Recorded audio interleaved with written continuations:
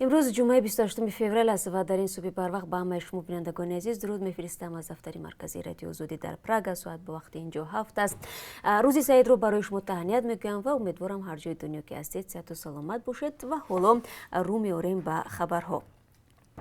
امروز جلسه خاتموی مجلس نمایندگان است و رئیس پالاتای پایانی پارلمان تاجیکستان شکرجان ظهورов از کار خود و همکارانش گزارش میدهد. 2 روز بعد ساکنان در تاجیکستان برای انتخاب وکیلان نو پای صندوق‌های رایدهی خواهند رفت. برای 63 کرسی وکیلی مجلس نمایندگان 241 نامزد مبارزه میبرند. معرکه تبلیغاتی پیش از انتخابات نامزدها 9 فوریه آغاز شده تا 28 فوریه یعنی امروز ادامه خواهد کرد. فردا 29 فوریه در کشور به اصطلاح روز خاموشی است، یعنی تا زمان رایدهی همگونه تبلیغات نامزدها و حزب‌های سیاسی منع کرده می شود و همچنین رسانه‌ها نیز برای نشر موادهای تبلیغاتی حق ندارند. دیروز رئیس کمیسیه مرکزی انتخابات و رایپرسی تاجیکستان بختیار خدایارزاده با همتای ازبکستانیش میرزا اولغبک عبدالسلامов و رئیس هیئت ناظرین سازمان همکاری‌های شانگهای نورلان اخوشقارov آمادگی به انتخابات پارلمانتی 1 مارت را بررسی کرده است. خبرگزاری خبر از قول خدایارزاده آورده است که تاجیکستان در اساس تقاضای قانون انتخابات برای همه اشتراکچیان این معرکه شرایط برابر را فراهم آورده است. انتخابات پارلمانتی و مجلس های محلی تاجیکستان روز یکشنبه برگزار شده. به نوشته خبرگزاری ها 230 ناظران بین المللی جریان آوازدهی را نظارت خواهند کرد. و نمایندگان مخالفین توجیک در بیرون از کشور میگویند افسریا تصمیم گرفته است که پناهجوی توجیک حزب‌الله شوالیزاده 29 ساله را به دوشنبه بفرستد. وی از 22 ینور در بازداشتگاه است. مخالفان از دادن این پناهجو به تاجیکستان در تشویش میباشند و میگویند در آنجا به او شکنجه و بدرفتاری خواهند کرد. آنها از مقامات افسریا خواستند تصمیم خود را بازنگری کنند. وایسیدین اودینای فعال سیاسی توجیک در خارج روز 27 فوریه گفت شوالیزاده بهار سال گذشته برای دریافت پناهندگی به افسریا آمده است و رسما عضو یگان حزب و سازمان نیست، ولی به گفته خودش طرفدار عقیده‌های پیمان ملی تاجیکستان بوده است. افزود اودینایف انتظار می‌رود حزب الله شوالیزاده را روز 4 مارت از افسریا به دوشنبه بفرستند. محمود جان فیض رحمانوف نماینده پیمان ملی تاجیکستان ائتلاف سازمان‌های مخالفان در بیرون از کشور در توییتر از آن نگرانی کرده است که الکی بلیط حزب الله را خریدند. در روی اقتپای قزاقستان باز یک اتوبوس مهاجرین توجیک به صدمه دچار شد. به نوشته رسانه‌های قزاقستان صدمه بگاهی 26 فوریه به عمل آمد. اتوبوس با 3 راننده شهروند قزاقستان و 45 مسافر توجیک از شیمکент به سوی یکاترینبورگ روسیه حرکت می‌کرد است، اما بنابر یخبندی بودن راه اتوبوس چپه می‌شود. گفته می‌شود در پی صدمه کسی جراحت وزنی نبرداشته است. رسانه‌های دولتی ایران گزارش دادند که شماره مردگان از کرونا ویروس در کشور از 3 تا به 26 نفر رسیده است. از روی نقشه که خبرگزاری ایرنا روز 27 فوریه نشر کرد تاکنون آلوده شدن 245 نفر به این بیماری تصدیق شده و آن از 20 ولایت به 31 ولایت کشور پنهان شده است. مقامات ایران گفتند که نماز جمعه 28 فوریه در تهران بکار شده است. شماره از همه بیشتر گرفتاران به این ویروس با 63 حالت تصدیق شده در منطقه مرکزی ایران شهر قم میباشد. قم مرکز محبوب و آموختنی مذهبی شیعه از سراسر ایران و کشورهای دیگر است. ایران به جای داغ گرفتاران ویروس در شرق نزدیک تبدیل شده است و بسیار حالتهایی که در کشورهای همسایه به مانند عراق، عمان، کویت و بحرین پیدا شدند از سیاحانی بودند که برای بازدیدهای مذهبی به جمهوری اسلامی رفته بودند.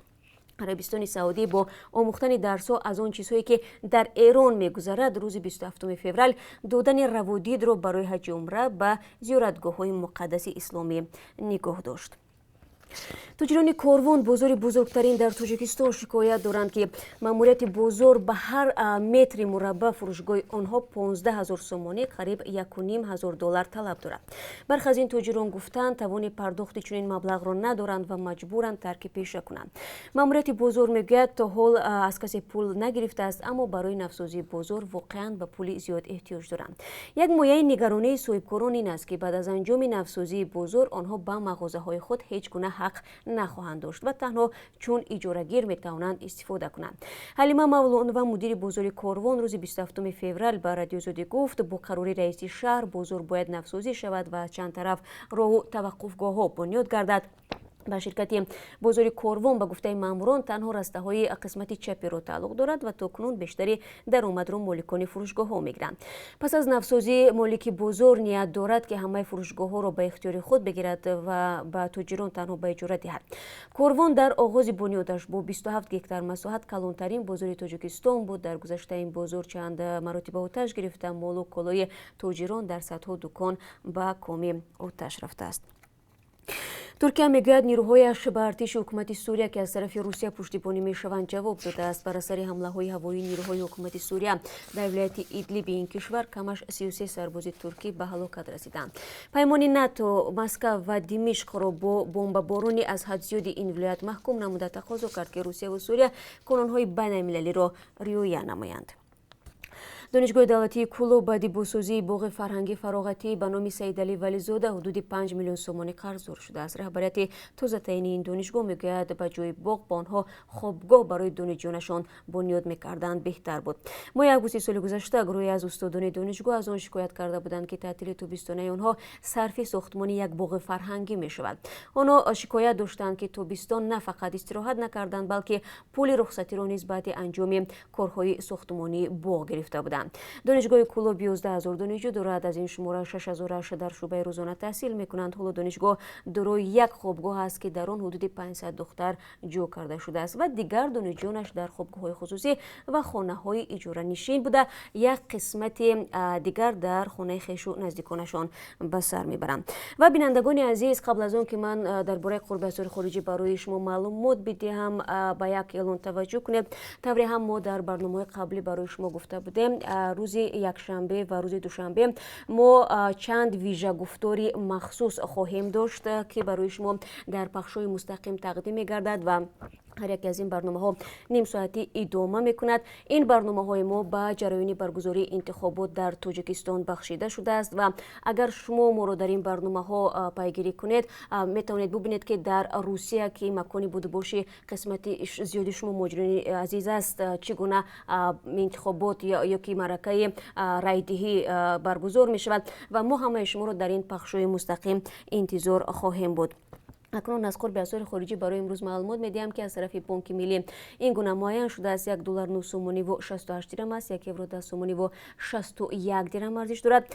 برای امروز قرب 1000 روبل روسی 147 سومانی تعیین گردیده است، یعنی مثل روز گذشته قرب روبل روسی به تغییر است. سپاس میگم از یک شما دوستان برای همراهی. من همه شما را باز در دوام روز منتظر خواهم بود. روز جمعه سعید تبریکتان باشد.